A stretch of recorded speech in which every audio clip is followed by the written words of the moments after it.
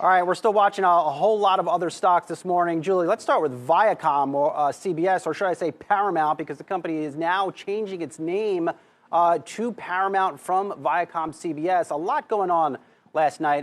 The company reported earnings, Julie. Market did not like those earnings, but also threw an investor day in there as well, highlighting their new name change, a lot of new programming, and also big expectations around their subscribers, laying out 100 million streaming subscriber guidance by 2024.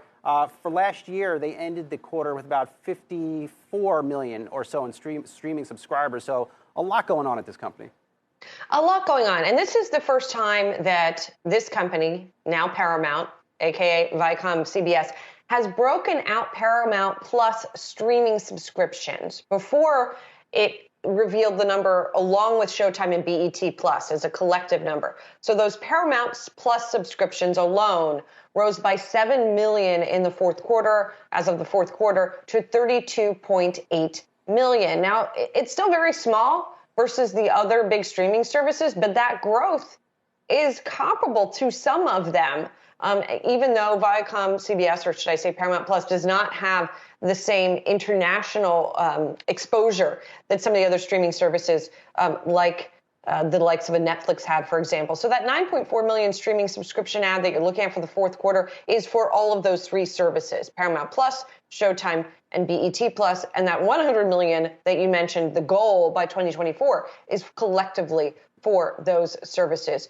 Where you're seeing the big disappointment this morning that's reflected in the shares seemingly is the earnings per share miss, which was sizable. 26 cents was the earnings per share. 45 cents is what analysts have been looking for. The company did say sales rose by 16%, and it did have revenue from streaming, but advertising and affiliate sales were flat. So perhaps that is also a source of some disappointment. I know one thing I'm not disappointed about, Brian Sozzi. They're rebooting Beavis and Butthead, because everything apparently from the 90s is coming back. Are you ready? Just teed that up for me, Julie.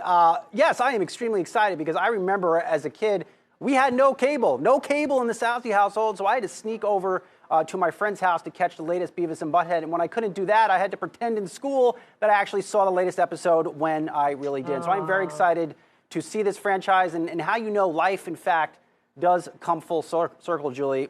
We can ask Viacom CBS or Paramount CFO Naveen Chopra all about Beavis and Butthead and their subscriber outlook. We'll be talking to him in the next hour. Very much looking forward to hearing him and why they're bringing back this legendary series. I will not try to do my Beavis or Butthead impersonation live on global television right now. But switching gears, look, Kraft Heinz, Julie, also out with earnings here.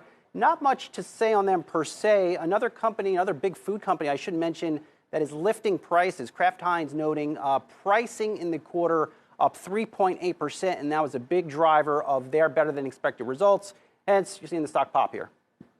You are seeing the stock pop, but again, I come back to the question that we've been talking a lot about this week, and that is, where is the resistance point going to come? And I do wonder as well, when you look across different types of product categories, are people more willing to spend more at, say, a Chipotle, just throwing it out there, or on a clothing item if they're getting ready to go back out into the world than they are on a food staple from Kraft Heinz? We've seen this trend of indulgence throughout the pandemic that has been continuing. We've been hearing that from the likes of Hershey CFO, who we spoke to recently. But I wonder how far that goes, right? Or are people, maybe if they don't trade down, are you going to buy one bag of potato chips or whatever it may be instead of two or three or five? And I just keep kind of looking for that pushback and that resistance and places for it to show up. Well, if that Kraft Heinz mac and cheese hits $10 a box, I'm not a buyer. Julie, I know you're also watching shares of Shopify too. Stock is getting absolutely blasted here, down about 16%, a top trending ticker on the Yahoo Finance platform. Man, if mac and cheese is a staple in my household, if it gets that much, we're definitely in trouble. Shopify, yes, it expects revenue growth is going to be lower this year. So slowing growth coming for Shopify.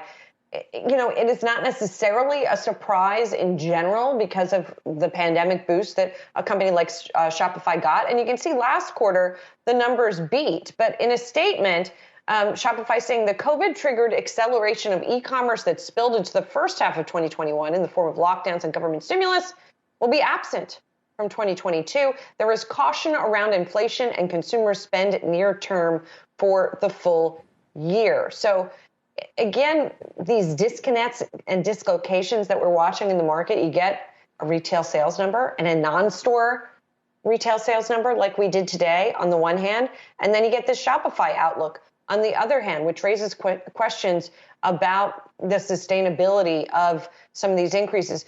By the way, when I say that full year revenue growth is going to be slowing for Shopify, in 2021 it was 57%. So it's not being very specific, but it's saying it's going to be lower than 57%.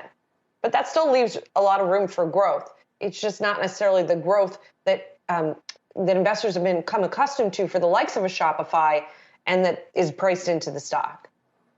Tough session for Shopify. They can just hop on that list with Roblox here, really being a really bad Wednesday for them.